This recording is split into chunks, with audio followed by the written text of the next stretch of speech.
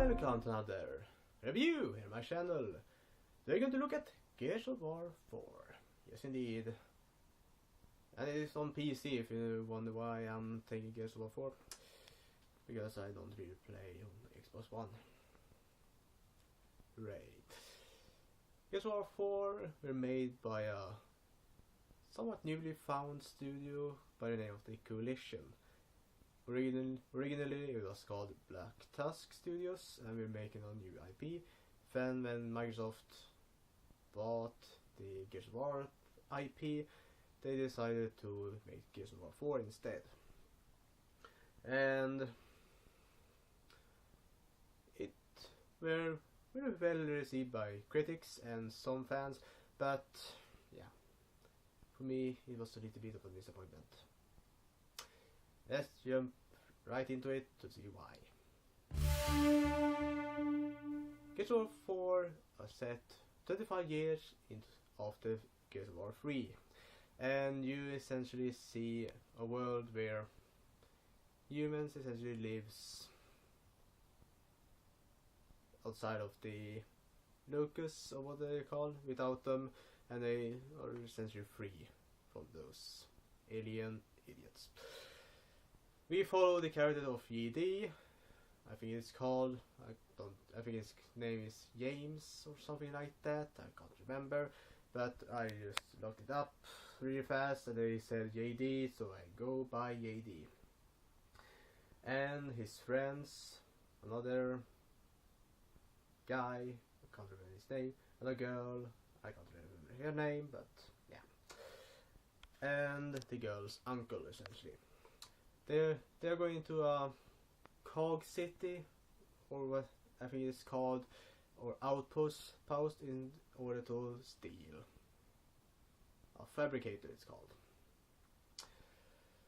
ED and his friend, the other guy, were essentially left the cog before because of reasons, and now they're trying to help this outpost. I think it's called, I can't remember the number it was, but the girl's mother essentially is the leader, and she, yeah, something like that.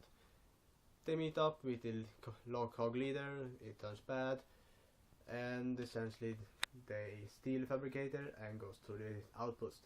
The outpost gets attacked by the cog leader, and they essentially win the fight. But in the end, we see, after the fight, we essentially see an unknown enemy attacking the outpost, and that is essentially how the game essentially starts up, with the new enemy type, you see why. And now the GD and his friends are trying to essentially help the captives, the people that were kidnapped by this new threat, which included the girl's mother and her uncle, and then trying to get them back, and then take help of old characters and old friends, essentially.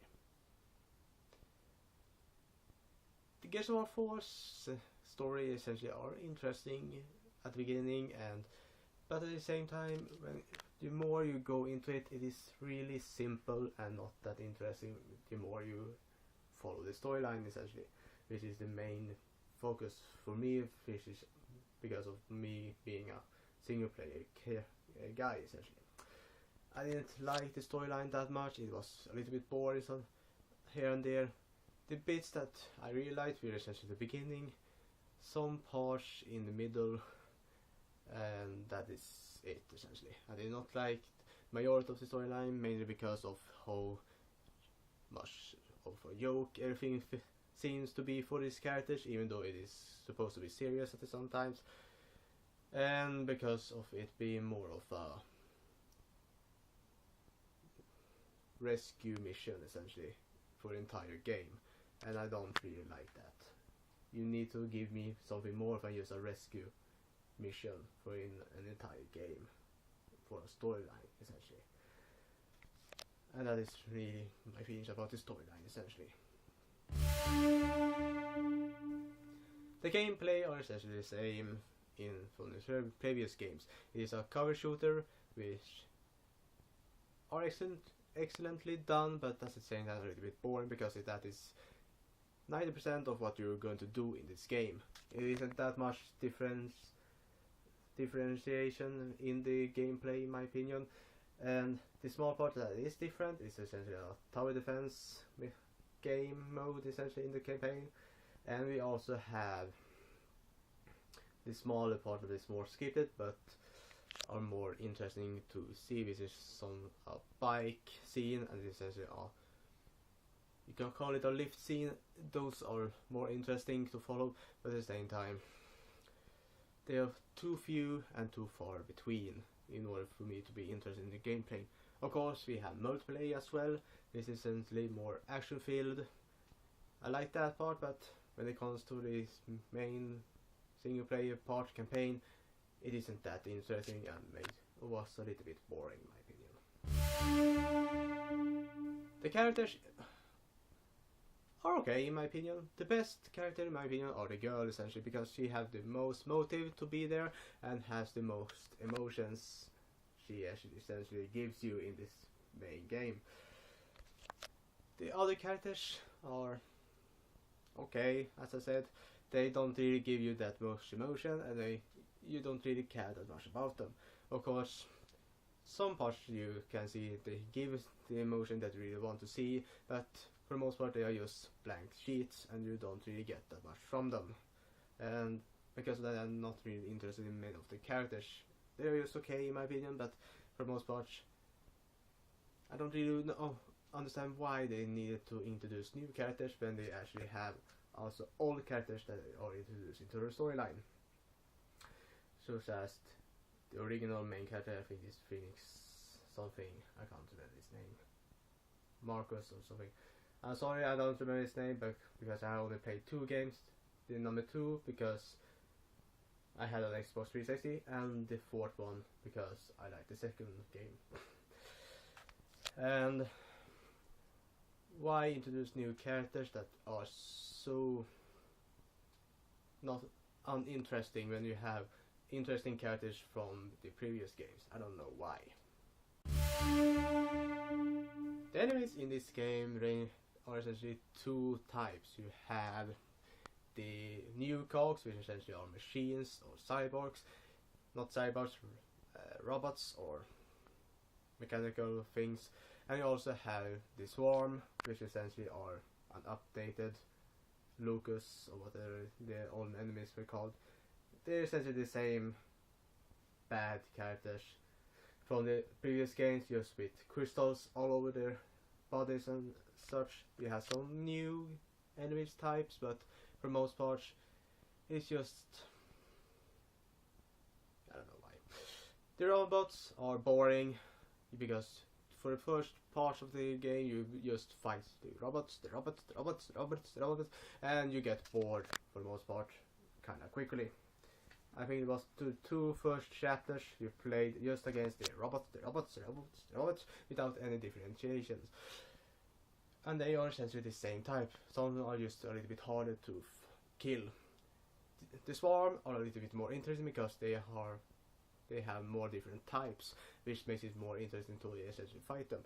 But at the same time, they aren't that different from each other either, because you have the same character model for the most part.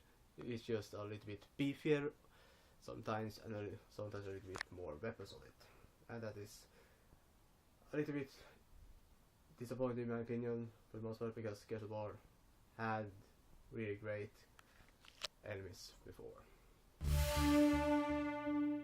This game looks beautiful in both multiplayer and single player. This is all I can say essentially. It's beautiful for the most part. I really like it. Let's just move on. The multiplayer for the most part are interesting and just fun to play, but at the same time I'm not that much into multiplayer, even though that is essentially what this game is advertised to be, a multiplayer game. I'm just here to play the single player, which for the most part, yeah. Multiplayer was fun, it had great modes, great maps, and it was fun. That's all I can say.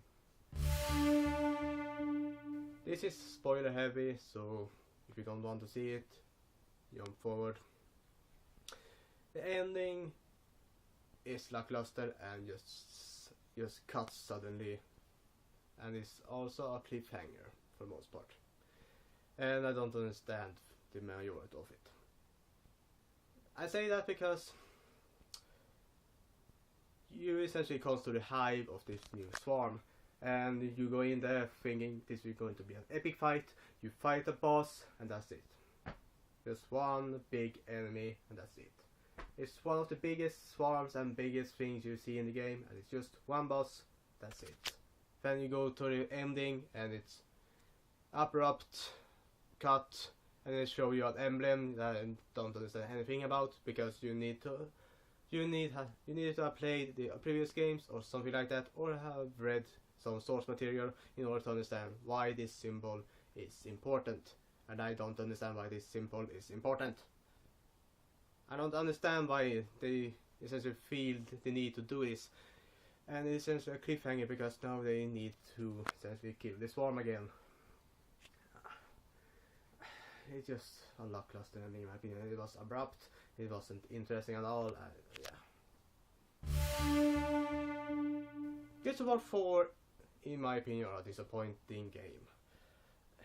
Even though the multiplayer are fun, the single player are lackluster because the characters are just okay. Just one character stands out in my opinion, and I don't understand why they didn't use the previous characters from the previous games. The storyline, even though it sounds interesting, isn't that interesting when you start to play it, because of the weak gameplay, uninteresting bad guys, uninteresting bosses, and because of the lackluster ending in my opinion. It just feels like they focus everything on multiplayer, which are the most fun of this game, and for me that is just unexcusable, because if they need to put a single player campaign into the game, you need to give equally as much time to it as you do to the multiplayer. The final verdict for Gears of War 4 are going to be a 5.9 out of 10.